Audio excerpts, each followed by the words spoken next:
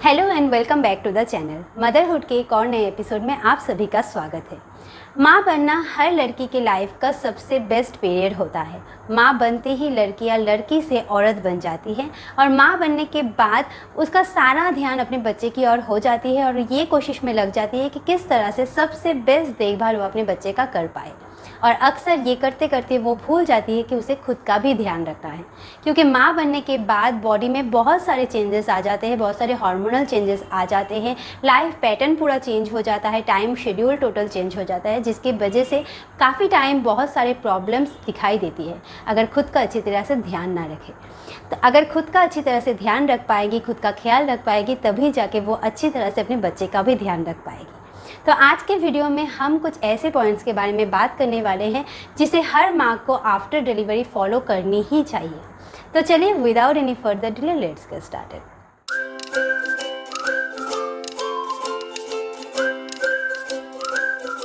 पहले जिस चीज़ का ध्यान देना है, अगर आप नए माँ बने हो या फिर कुछ दिनों में आप माँ बनने वाले हो या फिर आपकी कोई जान पहचान का है जो नई माँ बनी है या फिर बनने वाली है, तो उनके लिए ये चीज़ ज़रूर ध्यान देना है, वो है एक बॉडी को प्रॉपर रेस्ट की ज़रूरत पड़ती है। पहले 6 वीक तक या फिर 40 दिनों तक बॉडी को एक प्रॉपर रेस्ट देने की ज़रूरत है, क्योंकि डिलीवरी के बाद बहुत सारे घाव बॉडी में हो जाता है, तो उसको रिकवर करने के लिए एक प्रॉपर रेस्ट बॉडी को मिलनी चाहिए। रेस्ट मतलब ऐसा बिल्कुल नहीं है कि आप 40 दिनों तक एकदम बेड पे लेटे रहो, क्योंकि पहले फर्स्ट वीक तो आपको हॉस्पिटल से घर आने में ही लग जाता है, उसके बाद स्टिचेस ओपन करने का एक टाइम होता है। तो पहले फर्स्ट वीक से सेकंड वीक तक आप बेड रेस्ट ले सकते हो, उसके बाद आप धीरे धीरे नॉर्मल लाइफ की तरफ बढ़िए। पर एकदम से पहले जो आप काम करते थे या फिर कोई भी भारी सा काम मत कीजिए। एक तो काम आपका एक्स्ट्रा होता ही है, जो है बच्चे की देखभाल करना, बच्चे को फीड करवाना, रात को बच्चे के लिए जगना। पर डिलीवरी के बाद बॉडी में बहुत सारे घाव होते हैं जिसको रिकवर करने का एक टाइम देना पड़ता है।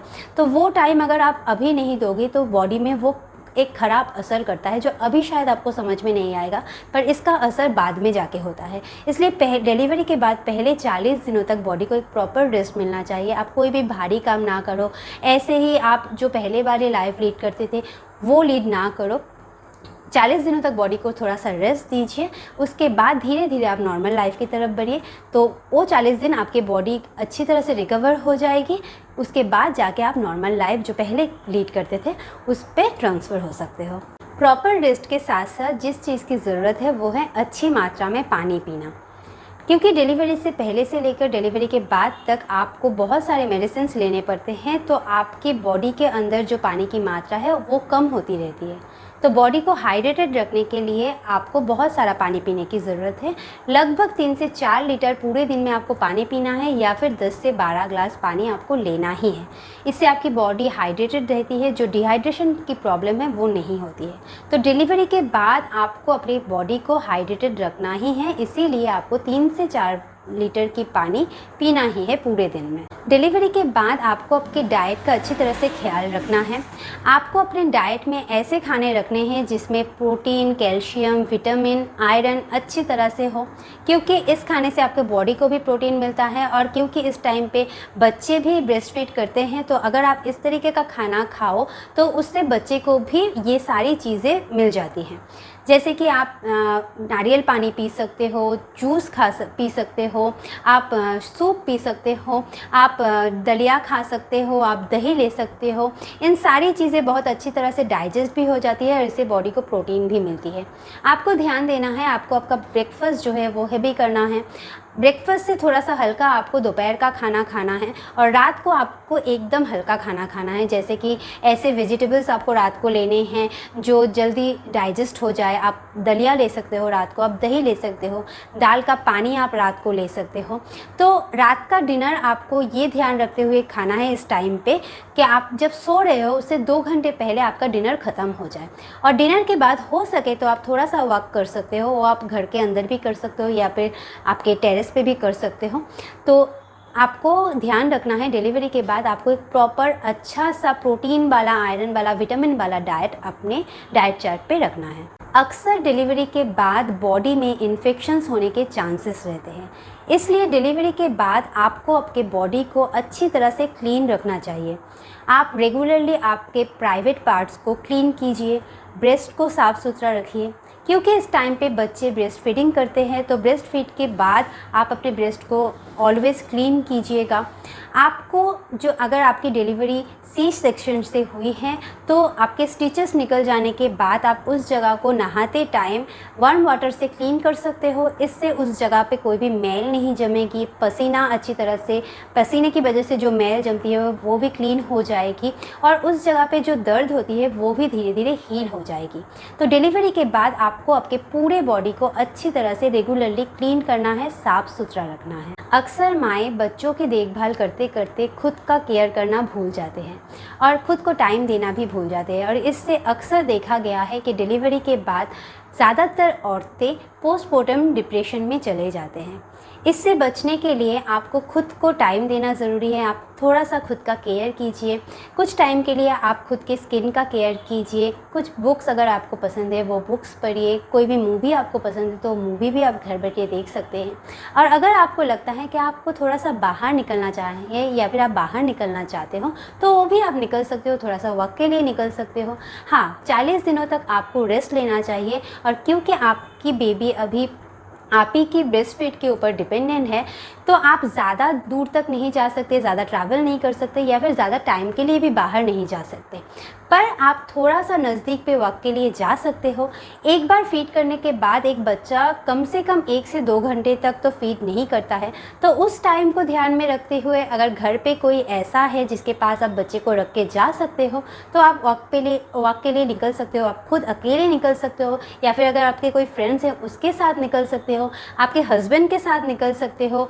अगर आपको बच्चे को अगर आप हस्बैंड के पास रख पाओ तो आप अपने मदर के साथ भी टहलने के लिए निकल सकते हो और उस टाइम के अंदर आप घर पे आ जाओ।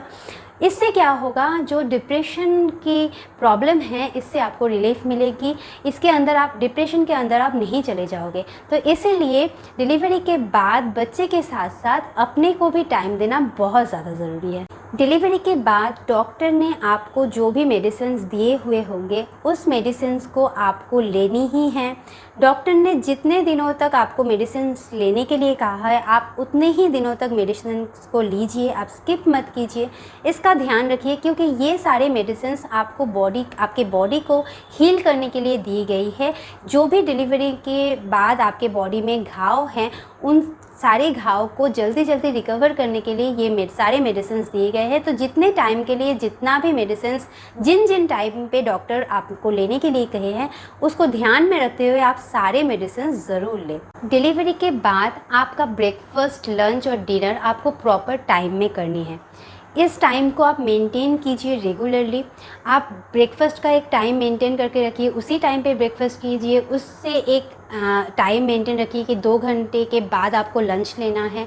उसके बाद आप डिनर का भी एक टाइम मेंटेन रखिए और सोने से 2 घंटे पहले ही आपको डिनर करना है क्योंकि वो डाइजेस्ट होनी चाहिए, उसके बाद ही आप बेड पे सोने के लिए जा सकते हो। आपको आपका कोई भी मील स्किप नहीं करना है और इसके बाद भी अगर ये खाना खाने के बाद भी अगर आपको कभी भूख लगे तो आपको कुछ ना कुछ खाना है। कुछ फ्रूट्स आप खा सकते हो, सलाद आप खा सकते हो, बट आपको आपका पेट खाली नहीं रखना है।